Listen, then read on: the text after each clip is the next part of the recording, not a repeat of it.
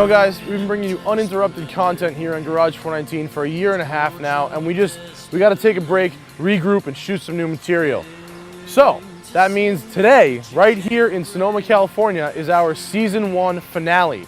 And I've got a car that is appropriate for a finale right here. 500 horsepower, rear-wheel drive, front engine, stick shift, car that can go 175 miles an hour and do the nastiest burnouts you've ever seen. Ladies and gentlemen, 2010 Shelby GT500. In this episode, I'm going to take this car on some of the most beautiful roads this country has to offer and beat the crap out of it on the racetrack, all for your viewing pleasure. I know, it's a tough life. I'm Matt Farah. You're watching Garage 419.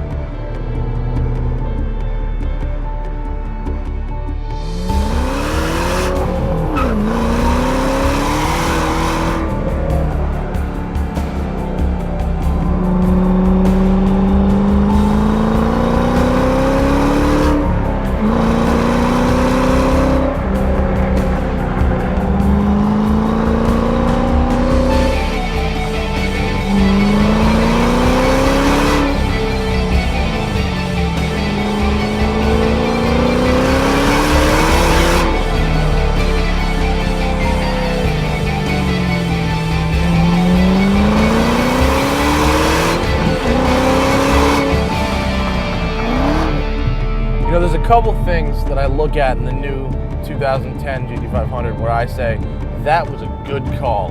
For instance, whoever thought to put a 4-inch exhaust on this thing, that was a good call, because it howls.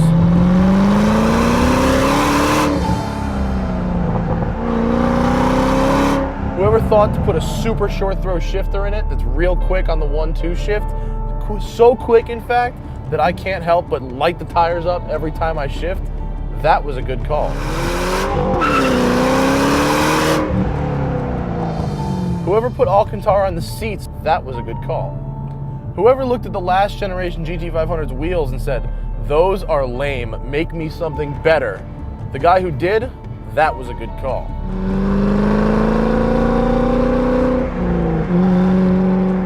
And then someone said, let's yank out that old clutch and put in one that's 35 millimeters bigger, yet has a softer pedal effort.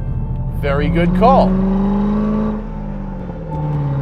And then someone said, let's put in a 3-way stability control mode so that when the weather gets bad, I can leave it on. If I want to have some fun on a windy road, I can turn it off. And when it's time to make the donuts, all the way off, and I say, good fucking call.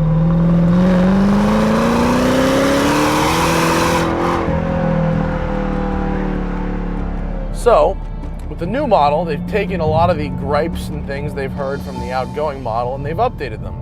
We've got a 540 horsepower V8, supercharged of course, basically the same power plant from the KR. We've got revised aerodynamics that actually add downforce at the front and take downforce away from the rear, which is sort of sounds counterintuitive, but it actually makes it easier to dance the car around corners because it's more balanced. The old car tended to understeer like crazy. And with this car, they've made a few changes that really let you know that you're driving a Shelby. There's Alcantara inserts in the seats to keep you in place during cornering. There's stitching in the front and back seats that match the stripe color on your car. There's thumb and cutouts on the steering wheel to make sure your hands get the right grip on the racetrack. And there's a cue ball shifter, which is actually made by a company that makes cue balls. I could go on about the back seats and the trunk space and all those sorts of things, but you don't really care about that. So I'll talk about things that are more important, like the weight. It's interesting what happens with this car because the suspension's good, the engine's good, the power's good, the brakes are good, but when you're going real hard into a corner, the car does feel every bit of its 3,900 pounds. not exactly a lightweight. On the other hand, there's a giant supercharged V8 up front, and that explains a lot of things.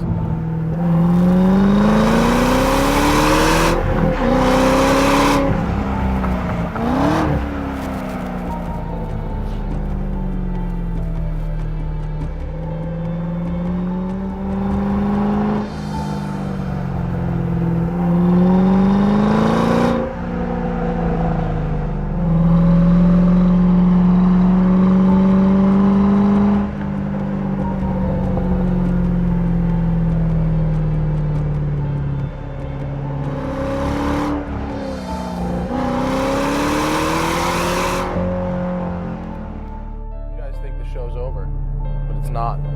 Because right about now, we're not just in this great car driving these great roads. No. That would be way too easy. A regular episode maybe, but certainly not for the season finale. Now we're on our way to Infineon Raceway, where we will absolutely beat the ever-loving snot out of this car on the racetrack. There's going to be burnouts. There's going to be donuts. It's going to be a road course. It's going to be a drag strip. It is going to be fun. You guys better stick around because season finale of Garage 419 and we're going out in a big, big way.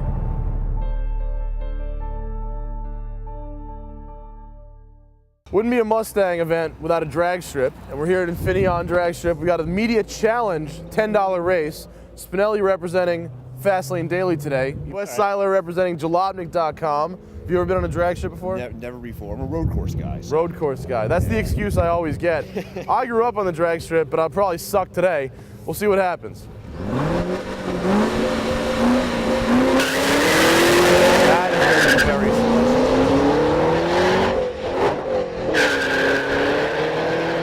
He got squirrely here, huh? Yeah. That's a good car. Yeah. I don't care if what it. Oh, Spinelli, you suck.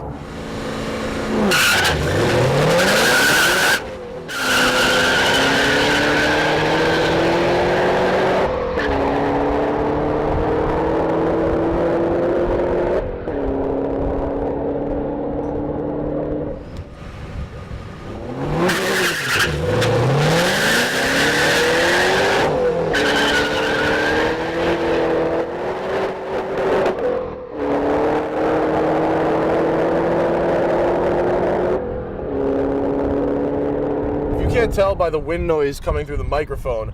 We're actually battling about a 25-mile-an-hour headwind here on this drag strip, which will greatly affect your times. And so far, my best time is a 12.9, which is not all that impressive in the grand scheme of things. Apparently, someone ran a 12.6 earlier today, but it's fastest in my group and certainly faster than Spinelli or Wes by a wide margin.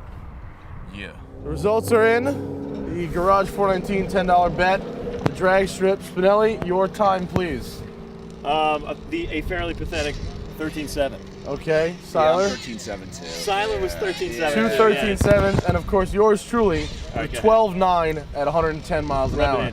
Now, none of those times are particularly good considering the capabilities of this car. Am I right? Well, I mean, we've got a 20-mile-an-hour headwind. Yeah, the track's pretty slick. Yeah. I mean, it's easy to light them up in third gear. And we did 3 runs, so. Yeah. We also did, just 3 runs. Not exactly. All we've proven is that Matt's better than we are. Yeah, he's a better human being. We sort of knew that. Awesome. It's faster with traction control on. We learned that. Yes, it is faster with traction and control Andy, the pro driver, has said he's run a 12.3 in this car at 115 in the right weather conditions, which is believable. I buy that. Yeah. This car feels a lot faster than the numbers are showing. Oh yeah, and I didn't mention that we actually did the 13.7 in 300 miles an hour, which is I don't know how that happened, but we totally nailed that. So, now we got to go drive on the road course. Yeah, we got to do the road course. Finally. Road course. Let's go. All right, we're on the Infineon road course right now, and the goal is to solve the question: can a Mustang go around corners? So we're going to do a lap, and we will find out. Starting on the front straightaway, just hammer it out there. 80 miles an hour. Into the first bend, uphill left-hander, and the suspension compresses when you get uphill, giving you a lot more grip in this right-hand turn. Hard on the brakes into second, tight right-hander, just back on power, and the car, you can steer with the throttle, which I like in the front-engine rear-drive cars. You can really get that steering in with the throttle. And your inputs can dance it around the corners. Oh, nice. You can get understeer or oversteer or balance it in between depending on what you want to do, which I like. Some of the, all-wheel drive, computer-controlled paddle shift and stuff, it doesn't do that. It sticks all the time. I don't really see the fun in that. I like a car to be able to dance and kind of have a good time sliding around the track a bit. I hit that apex much better that time. Down into the S's, high-speed sweepers, which is where this car is really at home. 3,900 pounds is a bit too heavy for the tight corners. There we go, little counter steer, little sliding around going on, no problem. And you can just dance it. I love the fast sweepers in this car. That's where it's really, really, really nice. Alcantara steering wheel gives you some great grip. And you're clenching your fists around it. Into the back straight away. So, one lap of the track down. Can the Mustang go around corners? I think the answer is yes. Yes, it will go around corners, and yes, you can have a lot of fun doing it. Good lap, good lap. Well guys, that concludes this episode and this season of Garage 419. We've learned that the 2010 GT500 goes fast in a straight line as I ripped a 12.9 quarter mile, goes faster on the racetrack in the fast sweepers, and I can attempt to do figure eights, but I look really sloppy doing it. It's also a great car to live with on a daily basis. It gets the Farrah stamp of approval. I love it. And now I'm out of here. I'm gonna go back to New York and get some sleep. I'll see you guys later. Wait, you guys didn't think I was gonna leave without laying down some 11s, did you? Now it's time we put the GT500 to the ultimate test as a way to say thank you to all you guys. I give to you a burnout.